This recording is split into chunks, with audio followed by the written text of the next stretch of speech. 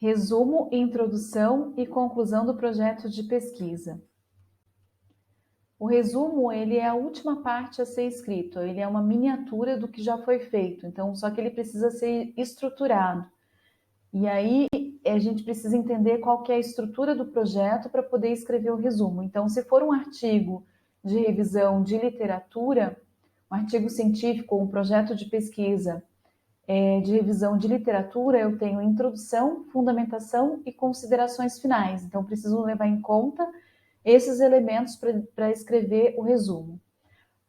Já se eu tiver um artigo científico original ou um projeto de pesquisa original, prático, que envolve prática, empírico, né?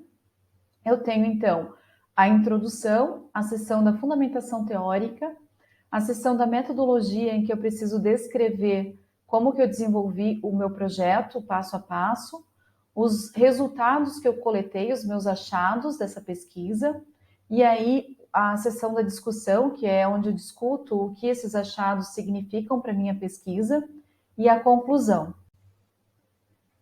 Depois, então aqui eu tenho um quadro, né, mostrando como que ficaria o resumo de um artigo científico, considerando, obviamente, o artigo científico ou o projeto de pesquisa original.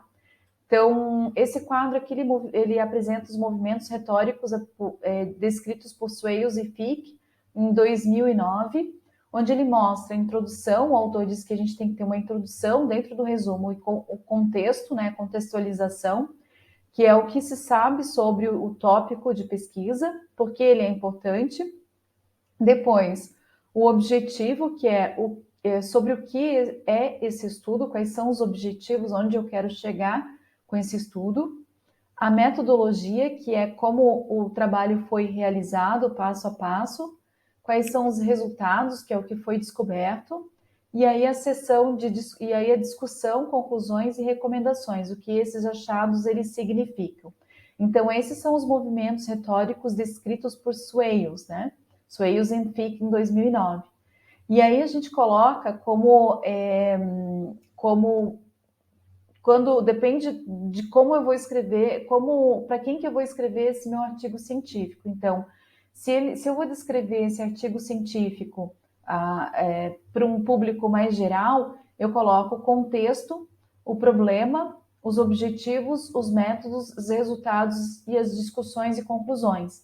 Agora, se esse artigo ou esse projeto tem pouco espaço, né, poucas palavras-chave que eu posso colocar no meu texto, e se ele é mais para um público específico, eu vou colocar somente os objetivos, métodos, resultados de discussão e conclusão. Então, eu vou sintetizar, eu vou reduzir. Normalmente, um artigo científico, de um resumo científico de um artigo científico, ele vai ter entre 100, 150, 250 palavras. Já num projeto de pesquisa um pouco maior, vai até normalmente 250 palavras. Tá? Mas eu não vou escrever um resumo muito grande. O objetivo é sintetizar as informações de forma estruturada para que o meu leitor possa decidir se ele vai ler o texto como um todo ou não. O resumo, ele também, normalmente, em algumas revistas, ele vai estar em inglês ou em outra língua, pode ser espanhol, francês, vai depender dos objetivos da revista, do direcionamento dessa revista. Então, ele serve, em algumas revistas, a gente vai perceber que quando eu busco um título em inglês, principalmente, eu vou ter somente o resumo em inglês. Eu não consigo acessar o texto como um todo, somente pelo resumo. Então, ele está lá disponível para comprar. Então, é pelo resumo que eu vou decidir se eu vou comprar ou não aquele artigo para fazer a leitura.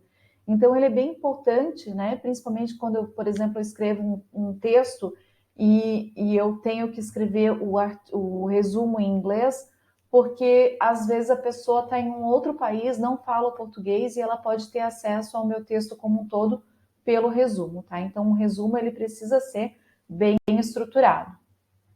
Aqui eu tenho um exemplo de um resumo. Então, eu separei ali as palavrinhas, tá em vermelho, né? Separei pelo objetivo, método, resultado e conclusão. Então, observem os movimentos retóricos desse texto, né? Então, esse estudo visa conhecer a situação econômico-financeira do setor hospitalar na região metropolitana de São Paulo.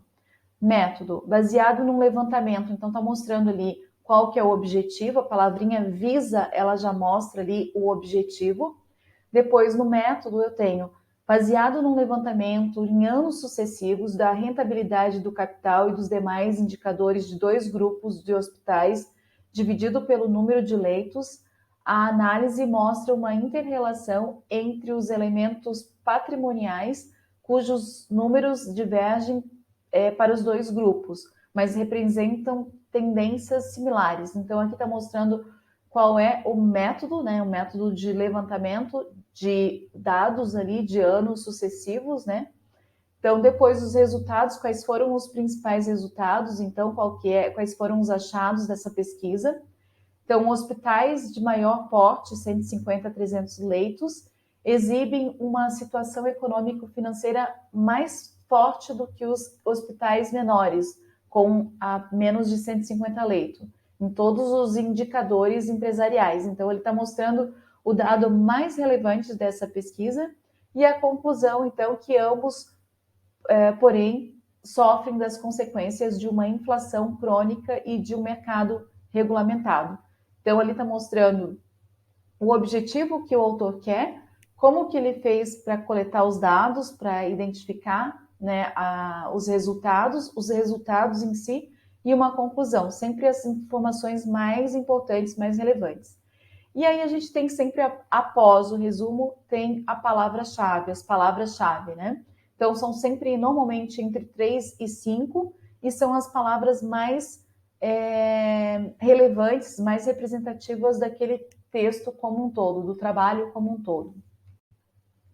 Aqui eu tenho um outro exemplo, né? Este artigo objetiva, então a gente tem a palavra ali objetiva, né? De objetivo mesmo. Aí, aqui eu separei também objetivo, método, resultados e conclusão, mas se vocês forem observar, a maioria dos textos não tem essa separação, essa divisão. Eu só quis mostrar os movimentos retóricos desse resumo, aqui desse resumo científico, e quero que vocês observem quais são as palavrinhas-chave. Então, visa, objetiva, a proposta desse trabalho tem como objetivo, tem como propósito. Então, são palavrinhas que vão estar sempre ali para mostrar que é o objetivo, qual é o objetivo do trabalho. O método é sempre como que ele foi desenvolvido. Então, para isso, procedeu-se a pesquisa qualitativa, ou seja, uma análise, né? Com a utilização de um estudo de caso. Então, um estudo de caso aqui, palavra-chave para método e qualitativa. Os dados foram obtidos através de uma observação direta, entrevista e de entrevistas semi-estruturadas. Então, novamente, qual é o procedimento? O procedimento é observação direta e entrevista semi-estruturada com 8 policiais do DECA, do Departamento Estadual da Criança e do Adolescente, da Polícia Civil do Rio de Janeiro, do Rio Grande do Sul, desculpa, e analisados com base na análise de conteúdo. Então, análise de conteúdo também é uma palavra-chave aí para o método. Os resultados, então, observe que o próprio autor já coloca ali os principais resultados, dão conta de que o trabalho do policial civil possui características bastante objetivas, como a construção de inquéritos policiais e investigação de crimes. As características subjetivas do trabalho desses profissionais demonstram que eles realizam as suas atividades em condições muitas vezes precárias e muito próximas do perigo, fazendo com que as suas rotinas de trabalho e de vida sejam perpassadas pelo medo. Então, ali, o resultado principal, né, da pesquisa coloca no resumo, e como conclusão, isso os coloca em situação de duplo alerta ao se sentirem responsáveis pela segurança da sociedade. Se veem também obrigados a permanecer em estado de prontidão para a sua própria segurança e daqueles que privam de suas relações. Então, ali mostrando, né, a conclusão, e a palavra-chave embaixo, Polícia Civil, trabalho policial, medos e privações. Tá? Então, depois aqui eu tenho um outro exemplo, não vou fazer a leitura dele, mas onde eu mostro a contextualização, contexto, aqui ele é um pouco mais completo. Né? Então, tem contexto, o problema, depois o objetivo, o método, o resultado e a conclusão. Aí a gente tem que sempre observar qual o número de palavras, né, e o público para quem eu estou escrevendo esse resumo científico. Depois embaixo as palavras-chave. Aqui eu tenho um outro resumo, que é um resumo de revisão de literatura, mas mesmo assim, mesmo sendo revisão de literatura, eu percebo aqui o objetivo, com a palavrinha ali, visa, percebo que tem um método, então objetivo, método, resultados e conclusão.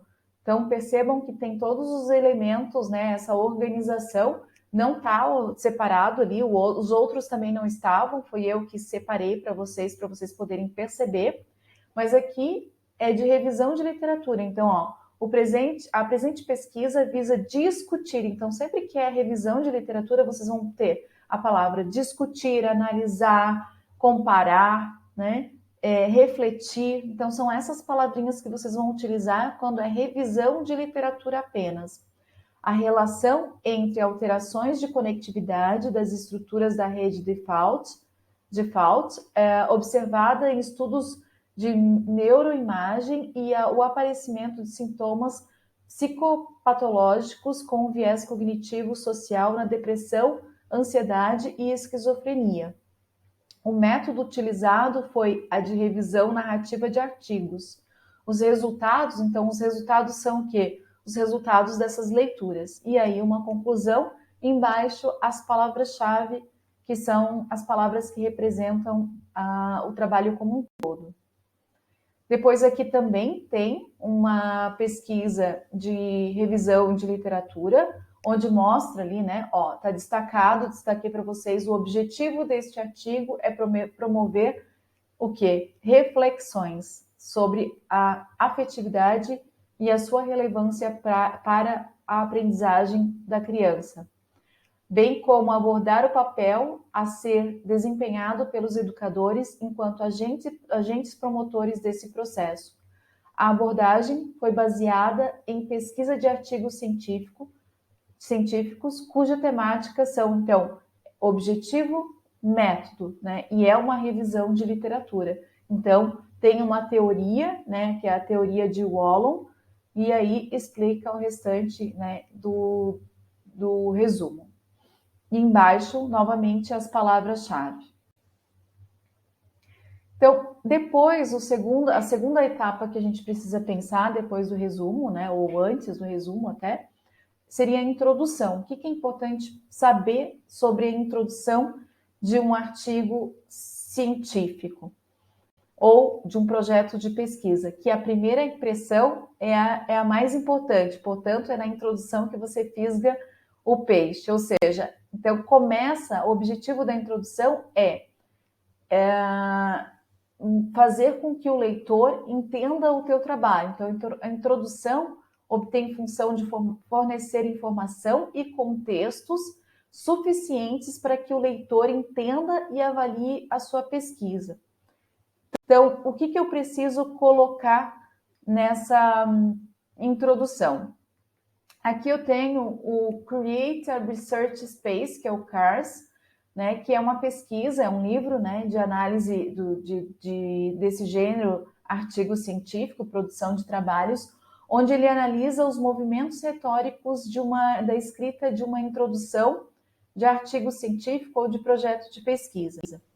Então, aqui o que ele fala? Que tem alguns movimentos que a gente precisa observar. Então, o primeiro movimento aqui seria estabelecer o território, ou seja, você vai contextualizar para que o teu leitor entenda sobre o que você vai falar, sobre o que você está falando no teu trabalho como um todo. Então, você vai estabelecer a importância da pesquisa, fazer generalizações quanto ao tópico e revisar a literatura, ou seja, citar alguns autores ali. Depois, um segundo movimento é estabelecer o nicho, que então você vai contra-argumentar, né, vai mostrar autores diferentes, se for o caso, ou indicar lacunas, né, o problema no conhecimento, até onde já foi esse conhecimento e o que precisa ainda ser estudado, provocar questionamentos e continuar a tradição, que seria mostrar aí autores importantes da área. E o terceiro movimento, então, é ocupar esse nicho. Então, você percebeu, mostrou o território, percebeu que tem um problema e aí você vai ocupar esse nicho. Como que você vai fazer isso? Delinear os objetivos, apresentar a pesquisa, né, o que, como, e apresentar os principais resultados e indicar a estrutura do artigo. Então, esses são os movimentos que o Swales ele fala que a gente deve desenvolver, tá? Então, no último ali, indicar a estrutura, ele é mais indicado para projeto de pesquisa, que seria quando você escreve lá, esse projeto de pesquisa foi organizado em capítulos. No primeiro capítulo seria isso, no segundo capítulo, no terceiro capítulo, isso. Então, por quê? Porque quando é um artigo científico, ele é menor, então não há necessidade, normalmente a gente não observa essa estruturação, já vai direto ao ponto, tá? Aí, eu fiz algumas pesquisas relacionadas a isso, e aí eu coloquei aqui, organizei para vocês, quais são os movimentos retóricos de forma resumida. Então, no primeiro movimento é estabelecer o território, seria o quê? Apresentar a importância do tema, fazer declarações gerais sobre o assunto, conduzir o leitor para uma compreensão do texto por meio de um breve histórico, situando o leitor de forma que ele perceba qual é o locus, ou seja, aonde que sim, qual que é a área de pesquisa, né, qual que é o locus. Depois, no nicho seria apresentar a tese ou problema de pesquisa. Depois, o 3 seria ocupar o nicho, que é mostrar o objetivo e a motivação justificativas, né, para o trabalho. E aí eu coloquei entre parênteses, se achar necessário, pode apresentar a estrutura do artigo, se achar necessário, tá? Depois, apresentar o estado da arte. O que é apresentar o estado da arte? É apresentar os autores mais importantes, os principais, né, autores da área e o conhecimento atual sobre o tema, o que já foi feito e o que está sendo feito, o que está sendo falado sobre o tópico de pesquisa de vocês. Então, sempre considerando a pirâmide na introdução invertida do geral para o específico, né?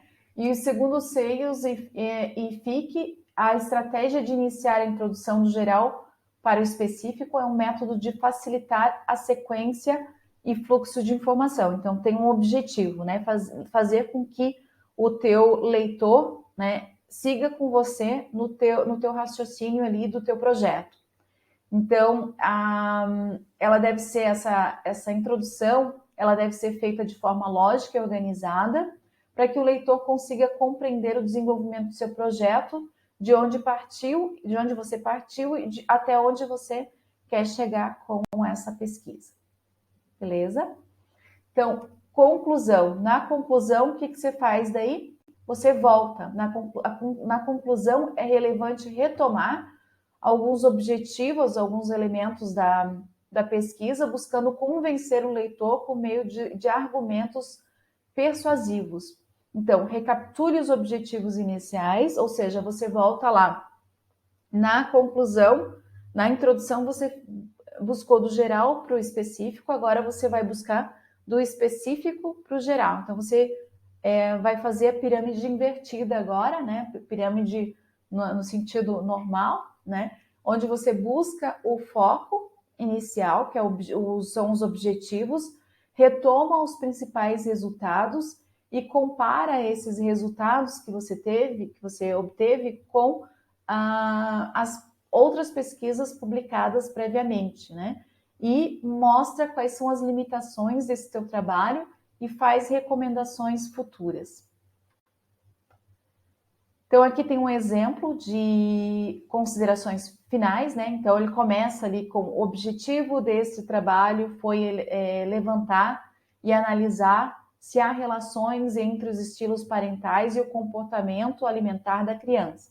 Os resultados, e aí foi comprovada a hipótese de que. Então, você começa do geral, traz informações gerais dos objetivos, né? Onde você iniciou, sumariza os resultados mais relevantes da pesquisa e mostra, né, o que outras pesquisas já desenvolveram e faz recomendações para outras pesquisas, tá?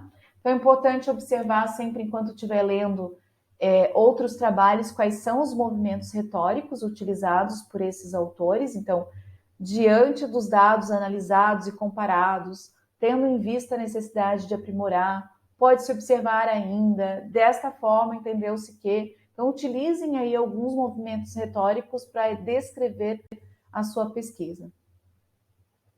Observar os termos, expressões e movimentos retóricos apresentados pelos autores, aprovados pela revista, né, aquela que você está lendo, no caso, são caminhos seguros para que você possa seguir e aprimorar a sua escrita acadêmica. Então, aqui tem algumas referências e bom trabalho!